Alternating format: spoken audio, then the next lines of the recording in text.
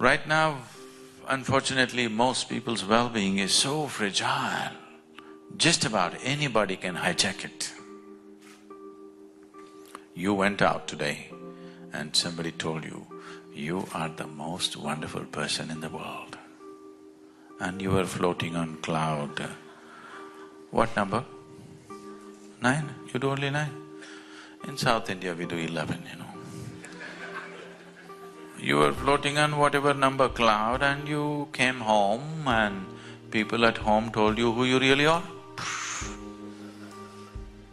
It's a very fragile well-being, isn't it so? Just anybody can hijack it, just anybody. It doesn't take some earth-shaking event to hijack your well-being, please see.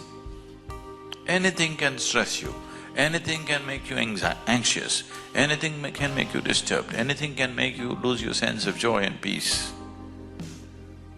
Now, in this state, your ability to use, your ability to manifest the capability of who you are is not at a very high level. Unfortunately today, most people when they use the word human, they're always using the word human as a bundle of limitations. If someone says, oh, I'm only human, he's not referring to the possibilities of being human. He's not referring to the immensity of being human. He's only referring to the limitations of being human, isn't it so? Yes? When someone says, I'm only human, he's only talking about his limitations. These limitations have become significant mainly because of the kind of identities that one takes on, and above all, because even this one is not happening the way you want him to be. See, in your life, nobody happens 100% the way you want them, isn't it so?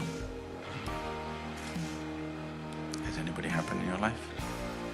Your parents, your friends, your spouse, your children, none of them happen 100% the way you want them.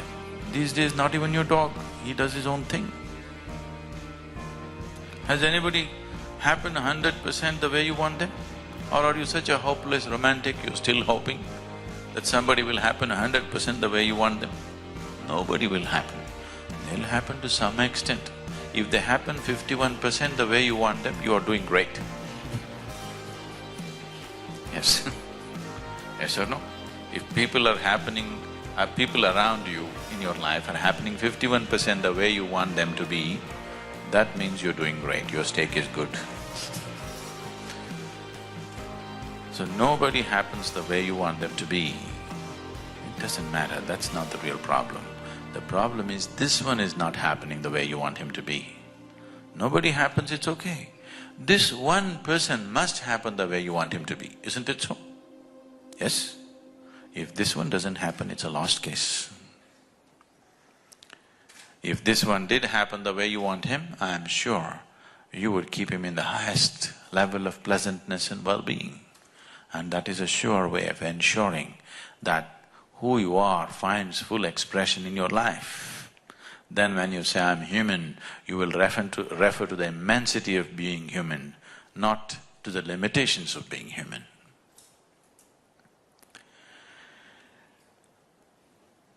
It is just that when it comes to the outside, we have understood. There was a time, whenever you get onto your plane today, do you tell prayers? You still do? What airline are you getting into?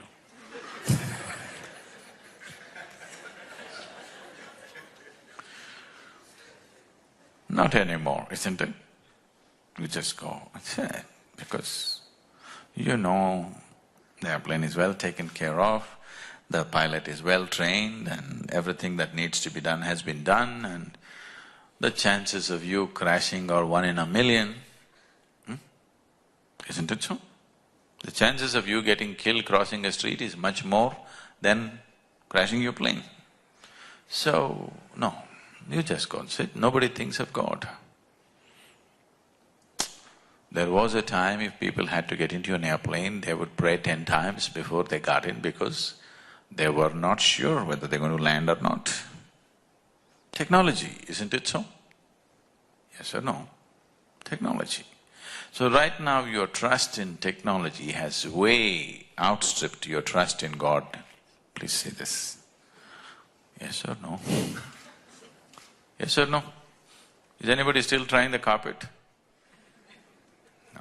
Somebody was just asking me now, I said, right now I flew on a silk carpet and came from India, you know? It's funny why they named an airplane Silk.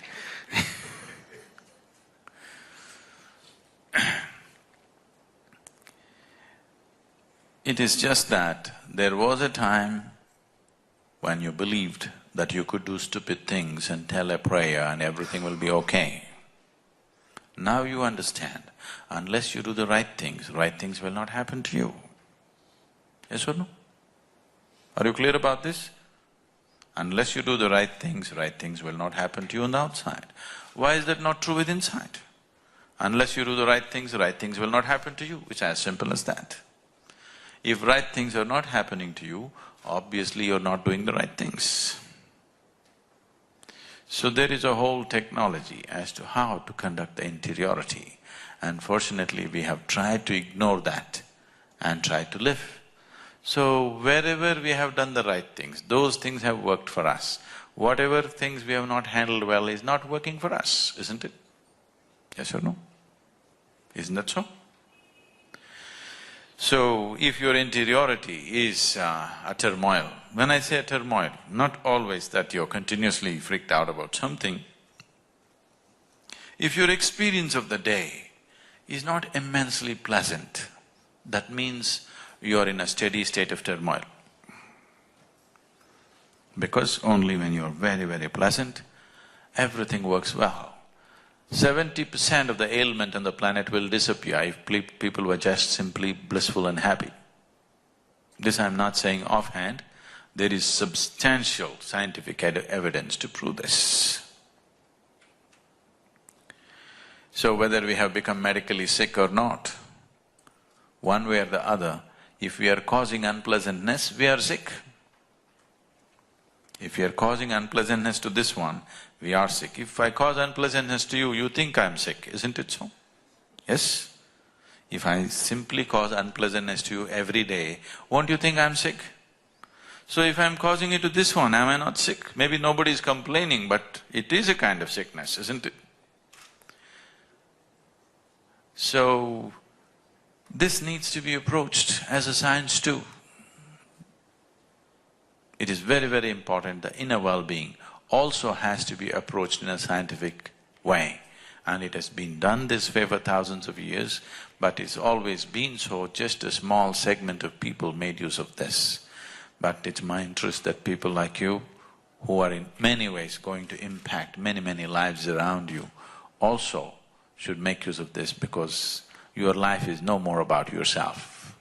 Once you have taken a position of responsibility, once you have taken a position of power, your life is no more about yourself. Everything that you do has something to do with somebody. Every thought, every emotion, every action has something to do with somebody, isn't it?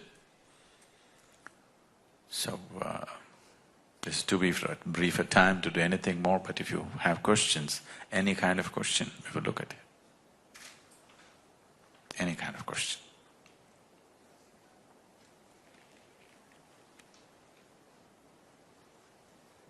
Hello, I'm JP Melosh. I'm an MPA student at the Lee Kuan Yew School of Public Policy.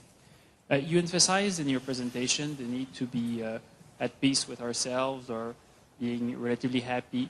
However, do we not need to be sometimes angry or sometimes uncomfortable with our surroundings in order to have the drive to change the things that we want to change? I did not say you should be at peace with yourself or you should be happy. I'm just asking, what's your choice? What is your choice for yourself? Pleasantness or unpleasantness? Yes, what's your choice? What is your choice for yourself? Pleasantness or unpleasantness? Pleasantness, isn't it? So that is not my choice. If you like unpleasantness, do it. I have no problem. But if you want pleasantness and you're creating unpleasantness, obviously you're not going where you want to go, isn't it? So I am not advising people be peaceful, be joyful. It's their choice. If somebody enjoys misery, what's my problem? Yes, I really have no problem.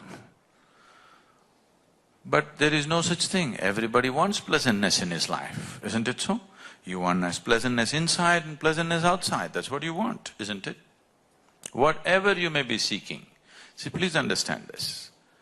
Whether you go to the temple, whether you go to the bar, or you go to the office, or you want to go to heaven, you're still seeking pleasantness, isn't it so? Yes or no? Somebody thinks it's in success, somebody thinks it is in the bottle, somebody thinks it's in heaven, somebody thinks it's in the temple, but everybody is in search of pleasantness, is that so? Is that so? So if pleasantness is what you're seeking and if you're creating the reverse of that, you cannot say you're successful. Yes? If pleasantness is what you're seeking and you're achieving the reverse of that, could you say you're successful? If unpleasantness is what you're seeking, that's fine with me, you are successful. So this is not my idea, please get that out of your mind. This is not my idea that you must be happy, I have no such intentions.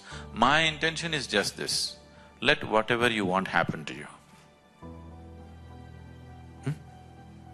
What you want should happen, isn't it? If you like misery and I impose happiness on you, is it going to be good? It's not going to be good, isn't it? So this is your choice. So if your choice is pleasantness, why is it not happening? That's a question. Now, unless you're angry, you cannot propel yourself into action. Unfortunately, this is true with a lot of people, that unless they're angry, they cannot propel themselves into action. You heard of Che Guevara? You heard of Che? You must be seeing those t-shirts, everybody's wearing Che Guevara's t-shirts, most of the young people don't know who he is. They think he's a rock star. But I heard that the one t-shirt which is still being sold to the maximum on the planet is Che Guevara's t-shirt, even today. I see anywhere, any part of the world I go, young people are wearing Che's. Many times I stop them and ask, do you know who this guy is? They said, we don't know. Then why are you wearing? He's Che. So Che, when I was young, Che was like a cult hero. And Che said, if you're in rage, you're one of us. So this impressed me, because wherever I saw injustice, wherever I saw something not going okay, I was also in a rage about everything. Then it took a certain amount of experience and inner exploration for me to see and get out of that rage. Then a group of revolutionaries from, the Jawaharlal Nehru University came to me and they were all Che people and they said, Che said this. I said, listen, now I have something to say. If you're out of rage, you're one of us. Now you can propel yourself with rage. You can also propel yourself with your joy, with your love, with your compassion, which will be more saner way of doing things. When you propel yourself with rage, you will cause one injustice for another injustice that's been happening till now. But if you propel yourself with compassion, you will do just what is needed, nothing more, nothing less. See, I don't even want to impose joy upon you. I want what you want to happen. Yes, this is how it should be, isn't it? Because I am not propelled by my rage, I am completely out of rage. Nothing puts me in rage anymore. It's not that I'm oblivious to the nonsense that's happening on the planet. I'm very, very aware of it. I'm very, very involved in seeing and finding solutions. So these are the two ways. Do you want to drive yourself consciously or unconsciously? This is the question. Whenever you're in rage, whenever you're angry, Are you conscious or unconscious? You're definitely unconscious, isn't it? And when you become angry, generally you suffer more than your victim most of the time. Yes or no? So in that kind of condition, what are you going to create? Once in a way, corrective measures may happen because somebody is angry, but that is not the way to do things. In a balanced, sane way, you can correct things, isn't it? The reason why the first injustice has happened also is because somebody is in rage and you're trying to correct it with another rage. Let's say a crime happens on the street. Out of greed or anger, a crime happens. Now you get angry and try to correct it.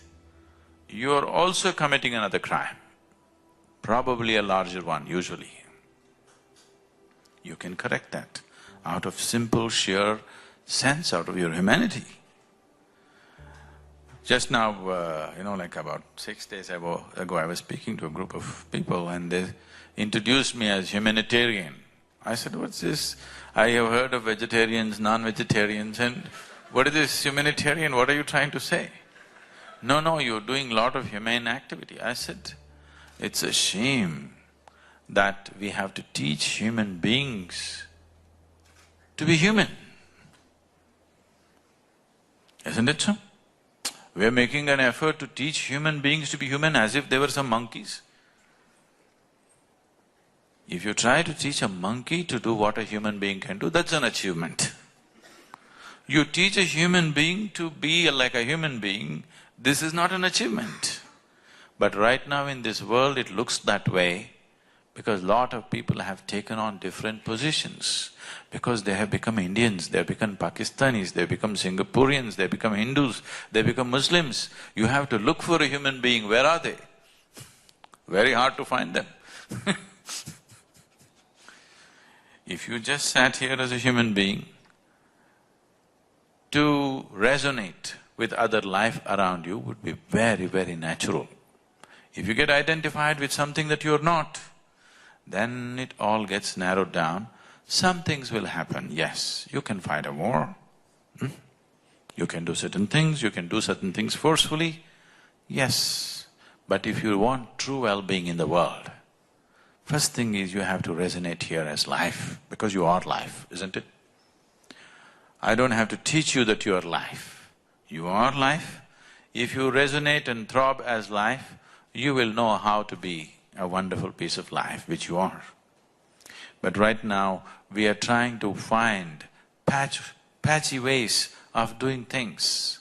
Simply because somebody did something in anger and it worked at a certain time, that doesn't mean that's the way to correct everything, isn't it so? It's unfortunate if a human being cannot be propelled into action out of his love, out of his joy, out of his compassion. You tell me one thing, on a certain day you're unhappy and angry, on another day you're very happy. Which day are you willing to be more active?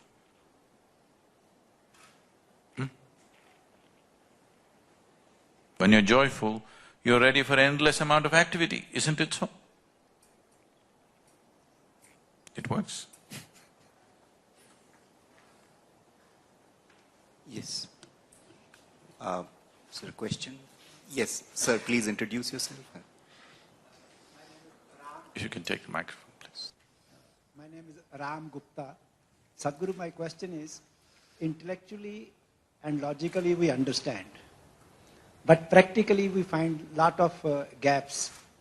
Can we get some tips from your inner engineering on how to go about it? Okay. Shall we do a simple experiment? Are you okay?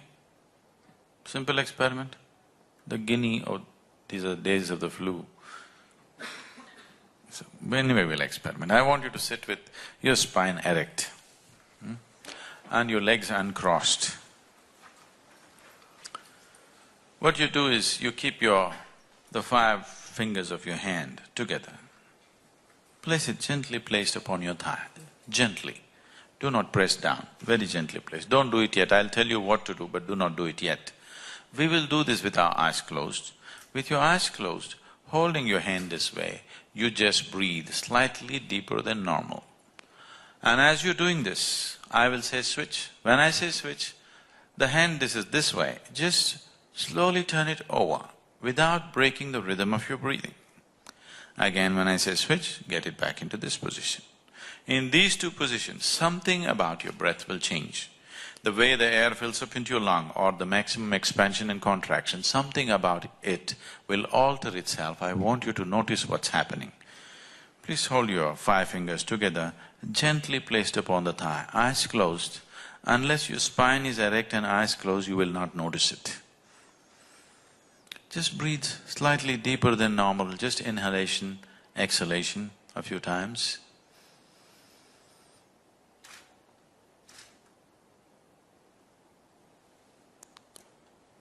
Switch.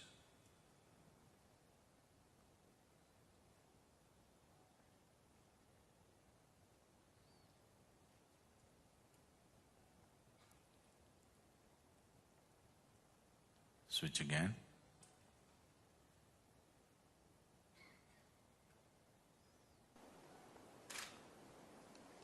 Please open your eyes. Do you notice some change in your breath? Can someone say what? When it's this way, where is the maximum expansion? Could you notice that? Where is this? Deeper in one of them. Okay. What's happening, I will tell you. Just do one breath and you will notice this. When you hold the palm facing down, the maximum expansion and contraction is in the lower lobe of the lung, so you notice it in the diaphragm region. If you turn this around, it is shifting to the middle lobe of the lung, so you notice it higher up in the chest. Just take one breath and see, you will notice this.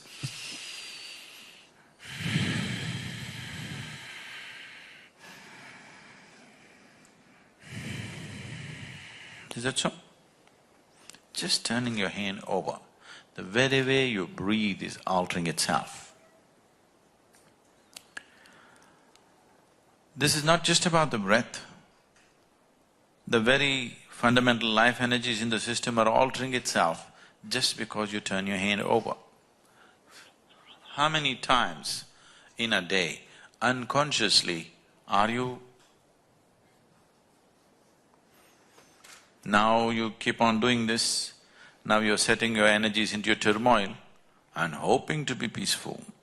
Life doesn't work like that. This is like you got into your car, you don't know what these 2 pedals are, you just kick any one of them whenever you feel like it. You know what a jerky driver you will be? Right now your well-being is very jerky, please see this. It is not that you do not know peace. It is not that you do not know joy. It is not that you do not know blissfulness. The problem is it's not sustainable, isn't it? Isn't it so? This is like… Are you okay for a joke? You… very serious question, but… On a certain day, this happened in Michigan. An old-timer decided to go ice fishing.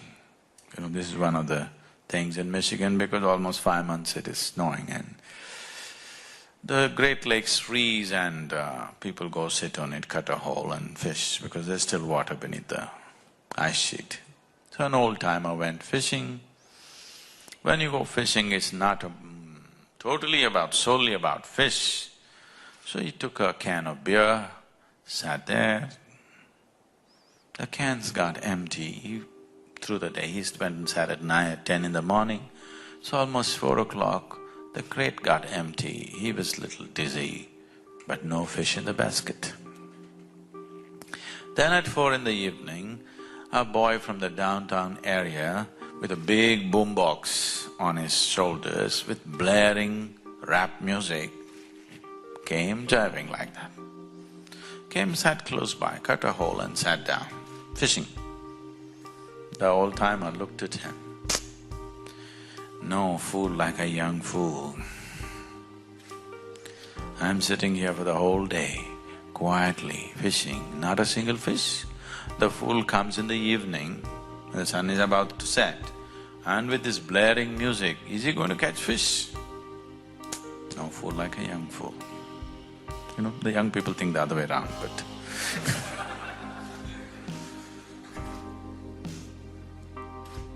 Then, within 10 minutes to his amazement, the boy caught a big trout.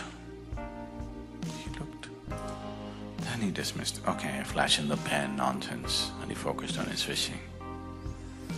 In another 10 minutes, the boy landed one more trout. Now he couldn't ignore him. He sat there watching the boy. The boy was listening to blaring music, jiving, and like this.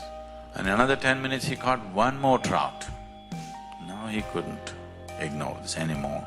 He kept his pride aside, slowly walked up to the boy and asked, see, I've been sitting here since morning. I haven't landed a single fish. You just came, in 30 minutes you got 3. What is the secret? The boy turned down the music a bit and said, roo-ra-ra-ra, roo-ra-ra-ruff. I said, what? The boy again repeated, roo-ra-ra-ra, roo-ra-ra-ruff. I said, I don't understand. He said, wait. And then he spat out a blob of something into his hands and said, you have to keep the worms warm.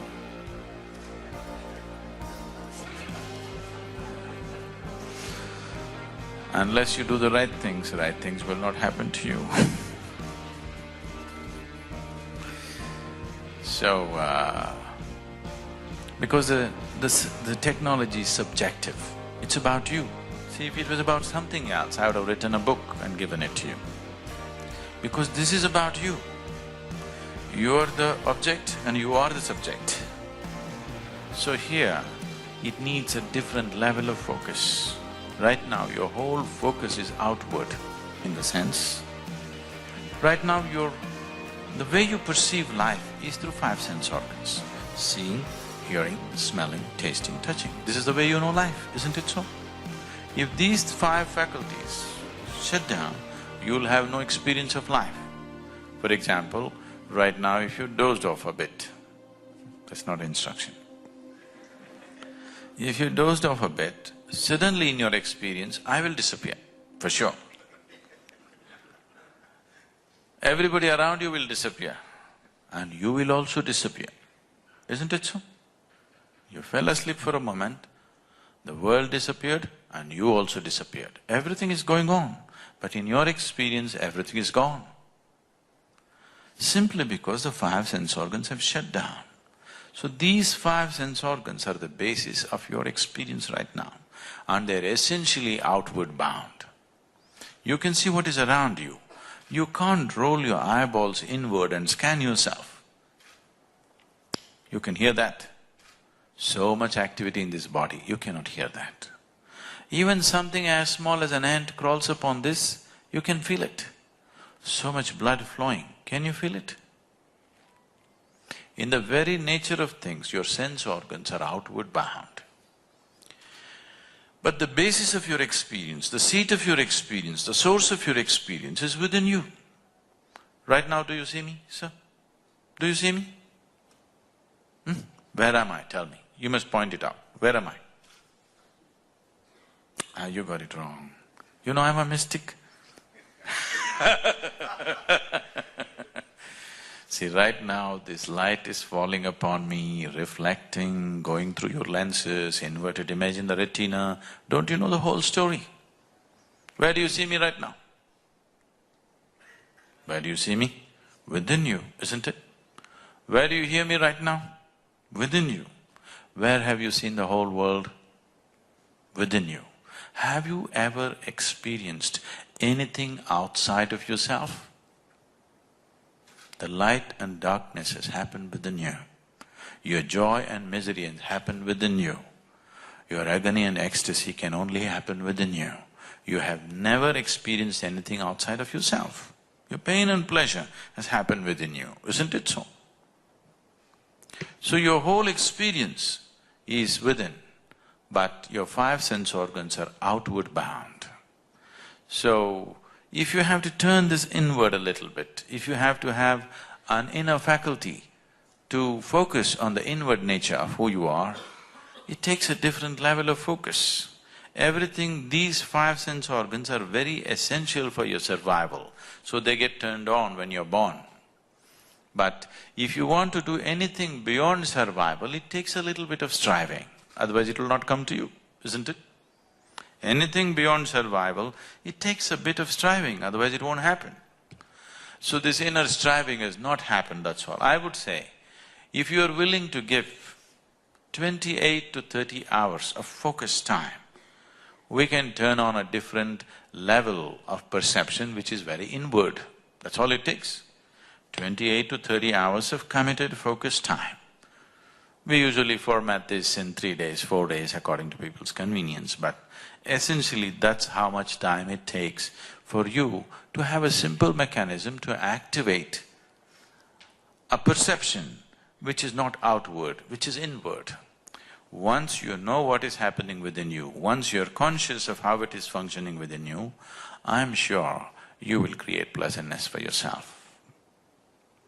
I trust you on that. I'm Murad, studying here at LKY School of Public Policy. I was just wondering about one concept that you mentioned, that the body and mind get accumulated over time and they are acquired. So they are essentially different from who we are. And I wanted sort of this to compare with the saying of Descartes that said that cogito ergo sum, meaning I think, therefore I am, which is a human being is a thinker as and such. And I was wondering how the mind would be different from who we are. And you also said that we are life. Could you cast some light upon that? Thank you. See, Descartes said, I think so, I am or I exist. I'm asking you, okay? From your own intelligence, you tell me. Is it because you exist, you can think, or because you can think, you exist? Please tell me, what is true for you? Because you exist, you can think, or because you think you exist? Huh? Because you exist, you can think, isn't it so? Right now your thought process has become so compulsive. It's a mental diarrhea. It's on all the time. So you think it's a non-stop thing, it is not so. If I sit in one place, if I shut myself up and sit, 4 days, 5 days, I don't have a single thought in my mind. Because thought is an activity, isn't it? Any activity, if you wish, it must happen. If you do not wish, it should not happen, isn't it so? If you're in a compulsive state of activity and you think that's your nature, that's a sad thing. Descartes is a poor man. I know, famous, what to do. Now, it is not that I said so.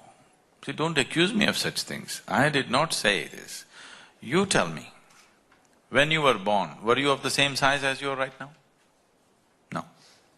Slowly you gathered this. What you call as my body is actually just a heap of food that you've eaten, isn't it so? Not a pleasant way to describe you, but it is just a heap of food that you've eaten or a piece of this planet, isn't it? Yes or no? Your body is an accumulation, is that so? Is that so? The content of your mind is also an accumulation, is that so? So all I said, asked you was, what you accumulate, it can be yours, I'm not disputing it as yet, but it cannot be you. It's like this, I'm sitting here right now and I suddenly pick up this glass and say, this is my glass. Then you'll think, okay, Sadhguru has a problem, but it's okay, let's listen. People say he is wise, let's listen. After some time, I say, this is me. Then you'll say, let's go. Yes or no? Because now this is a serious problem. This is my glass itself is a problem. Now if I say this is me, this is a serious problem. You don't want to be here. The food appeared on your plate, you said, this is my food. You ate it and now you say it's me. This is a very serious problem.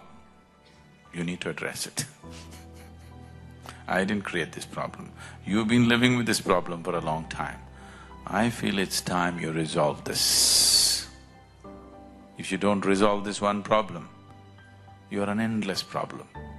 If you resolve this one problem, there is no other problem in life. There is only one problem in life, that's you. If you solve this, then there is no other problem, just situations.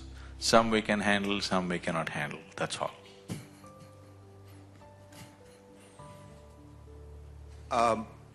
Sadhguru, I also was wondering about some of the work that you had been doing as a karma yogi, as I mentioned, about rural rejuvenation and Project Green Hands. And I think in the LKY school we were very interested in knowing what motivated you to get into that, and if you could just tell us particularly, like, why did you think about reforestation as an activity that you wanted to take up? In the year 1998, some experts from United Nations came to South India and they made a study and they declared by 2025, Tamil Nadu, which is the state where I come from, they said 60% of Tamil Nadu will be a desert by 2025. I don't like these predictions. I don't like any kind of predictions because a prediction means you are not valuing the human beings who live there. If I tell you this is what you will be after 10 years, that means I don't value the potential of who you are, isn't it? Based on present figures and statistics, I'm making a projection. You are not valuing what is beating in people's hearts, what is churning up in people's minds, you're not thinking about that. So this is a land, Tamil Nadu is a place, South India is a place where there are many farmers who take 4 crops in a year from the same land, nowhere else on the planet. You know, wherever I go, any part of the world I travel in, first thing I look at is what is their agriculture. They told me you have none here, but that's a smart thing. So, first thing I see is how do they make their food, because that is essentially what's going to, long term, that's all that really matters. How do people make their food is a very important aspect. So, Tamil farmers have been taking 4 crops in a year, nowhere else on the planet, such a thing. Ingenious they are, with almost absolutely obsolete and non-existent infrastructure, okay? No infrastructure, simply man and land. Pulling out 4 crops from the land is not a simple thing, they're quite ingenious.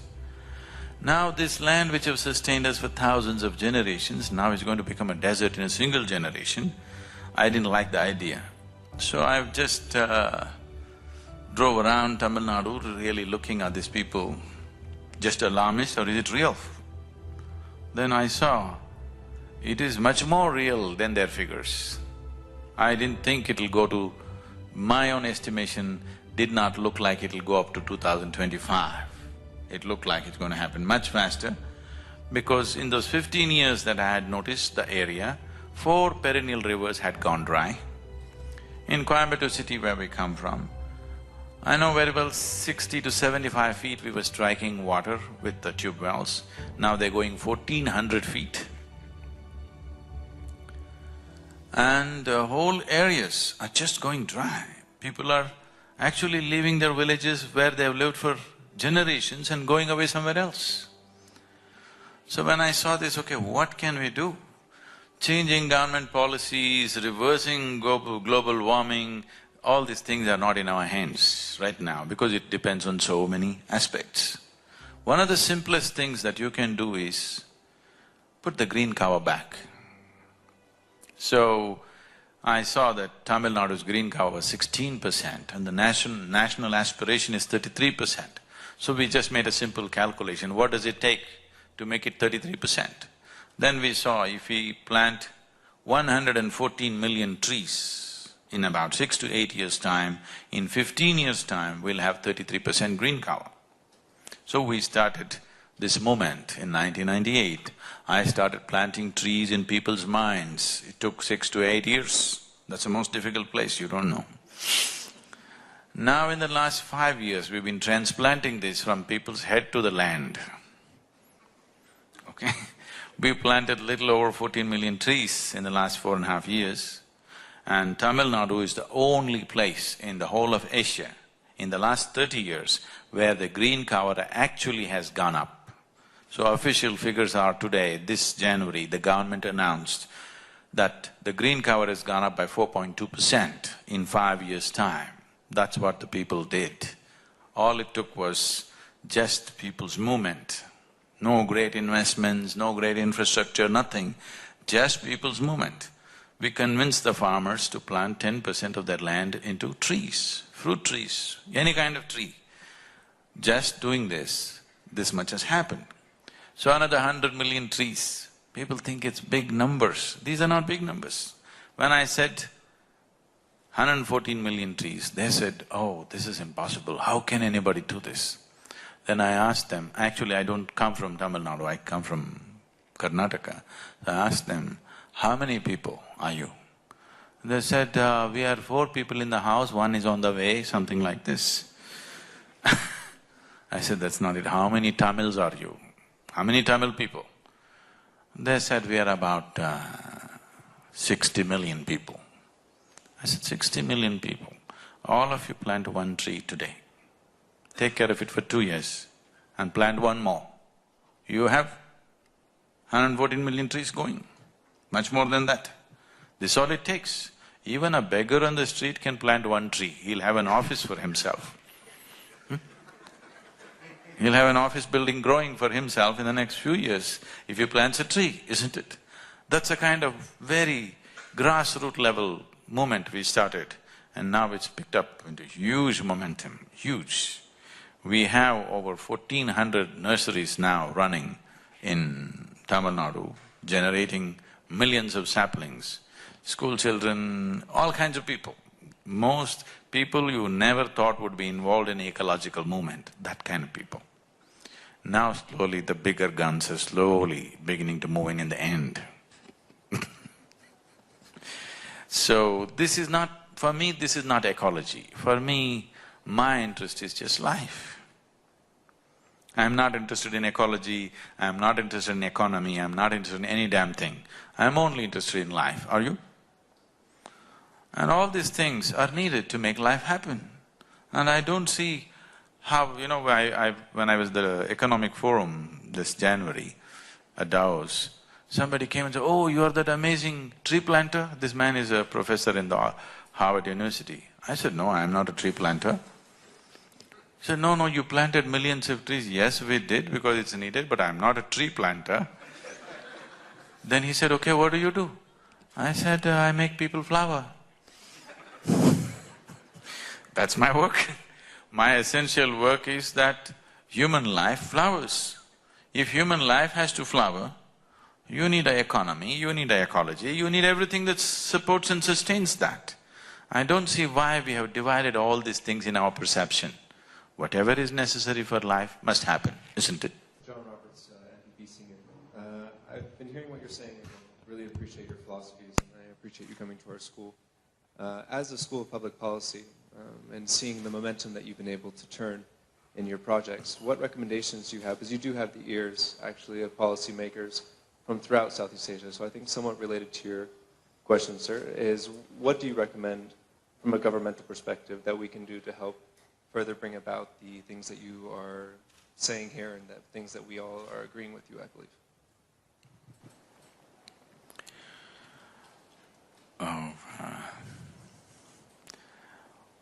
When we say governance, we need to understand that a government generally is not designed to run the nation in its entirety. It's the people who have to run the nation. Always it's been so.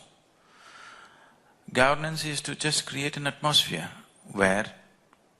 so now here you decide you drive on the left side of the street, if the government does not decide this, that in this country we drive on the left side of the street. Are you from America? You drive on the wrong side. So now you come and drive that way, I come from India and I drive another way, somebody comes and they drive in the middle. Now every day we would be clashing into each other. So governance is essentially to see that people in their pursuit of their well-being and whatever else they're doing, they're not clashing into each other. That's governance essential, on all levels. Whether it's economics or social life, whatever, essentially you're seeing every individual in pursuit of his well-being does not clash into somebody else's well-being. That's all governance essentially is. But there may be situations in societies where sometimes a government has to step in and pump up a few things because it is not happening the way it is supposed to happen. So these are all usually, they must be timely and limited periods of time. Any long-term intervention from any government always leads to some kind of, situations. In different societies, these things may be decided and determined by those societies as it is necessary for them. There is no one common prescription, I think a lot of policymakers, a lot of people influenced by one successful culture trying to implement the same thing elsewhere, they've caused quite a bit of disasters and pain across the world, And that's one of the biggest pains of Asia right now is we are trying to implement what the Western societies successfully did on our societies where it is not fitting into people's way of thinking and feeling and doing things, and it's causing so much of struggle.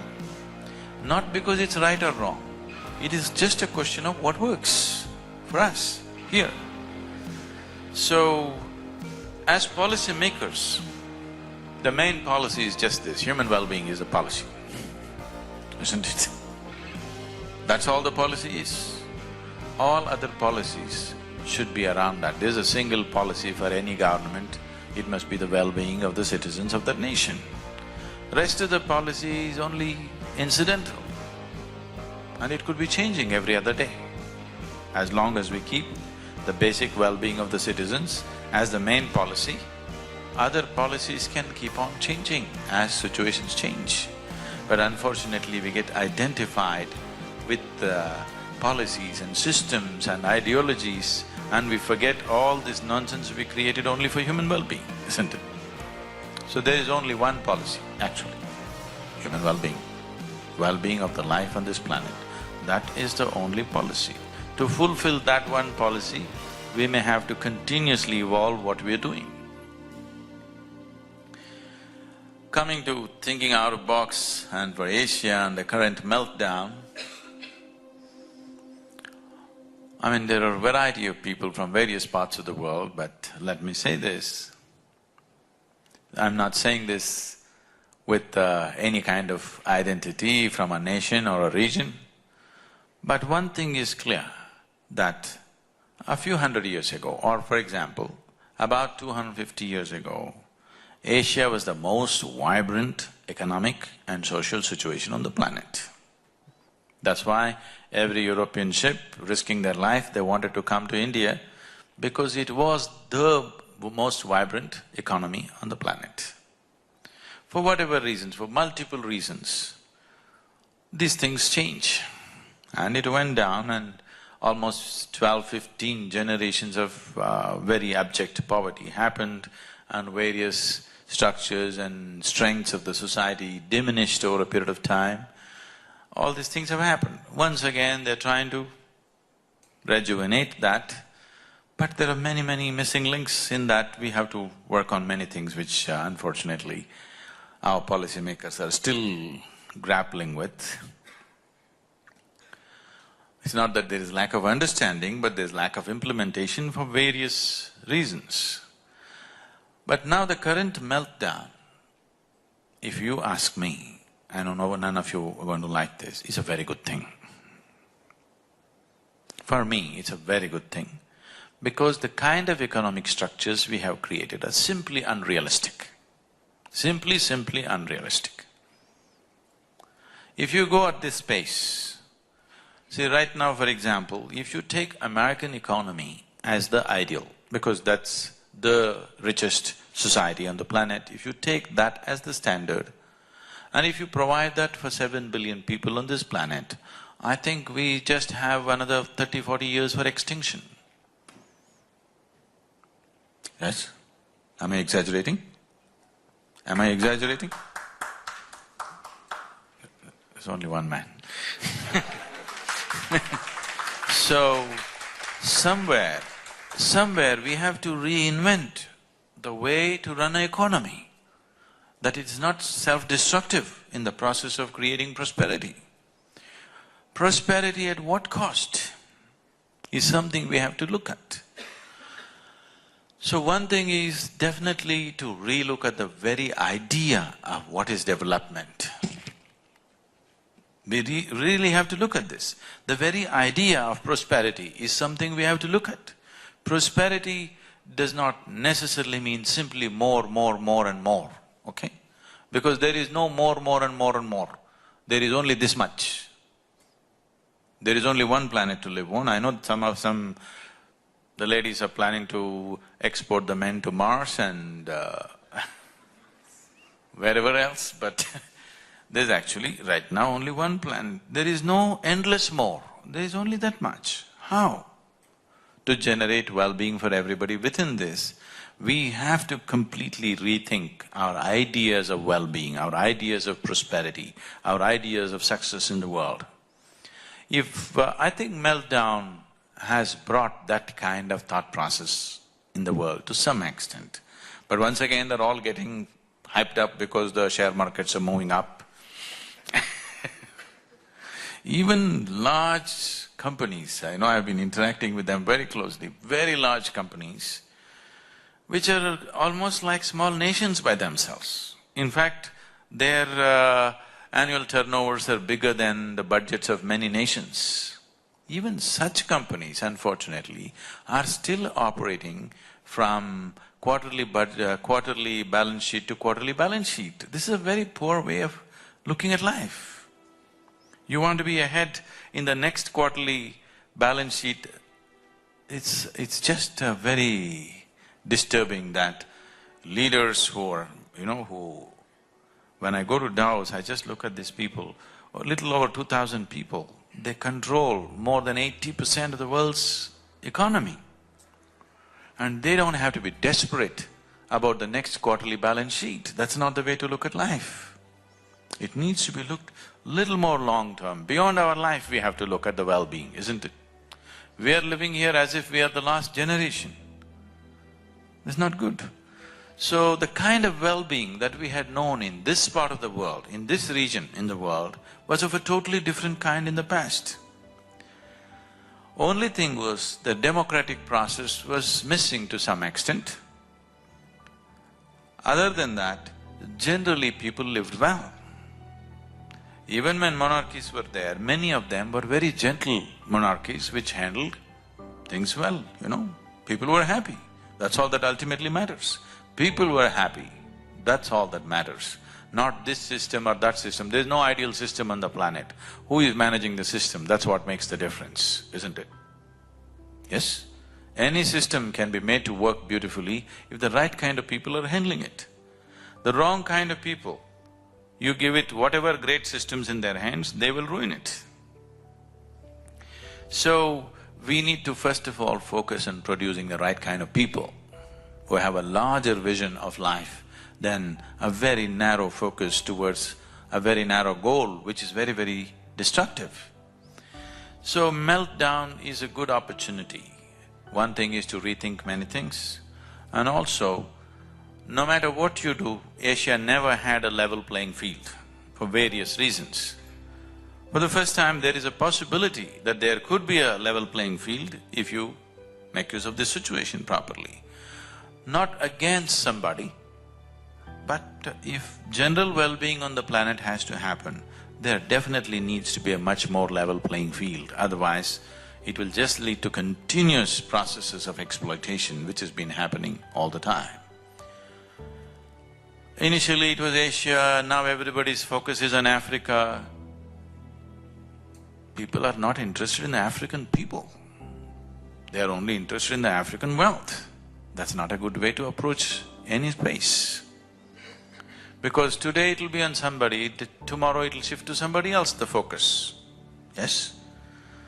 So our way of structuring economies in the world has to come… if you want to create a more gentler economies, more compassionate economies where every human being can find a way through it, not be rubbed down by it, it's very, very important that the public policy comes from a different level of understanding. Market forces are fine to keep vibrance in the economy, but market forces should not direct the nature of life on the planet. Because commercial forces should not direct the life on the planet, the nature of life on the planet.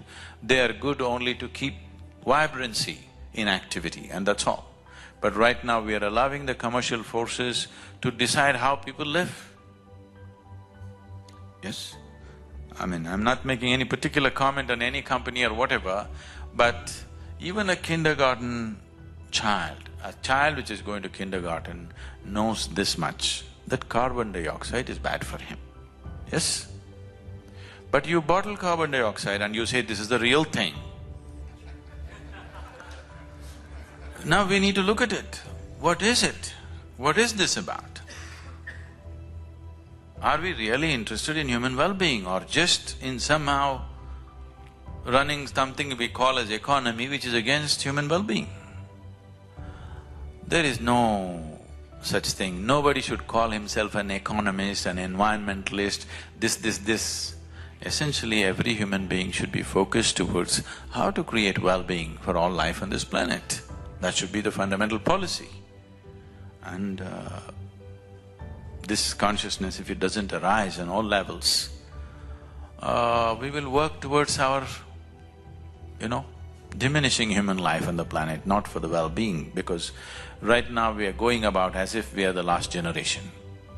It's a very irresponsible way to live. So this meltdown is a good time. People have time to think because they're out of their jobs, they're thinking, it's good. Welcome you all to… We have created a certain space in South India. We are in the middle of a rainforest, and this space was essentially structured, engineered for self-transformation. This is a very carefully crafted place just for this purpose, and we are open 7 days of the week and 365 days, and we are only 4 hours away from here.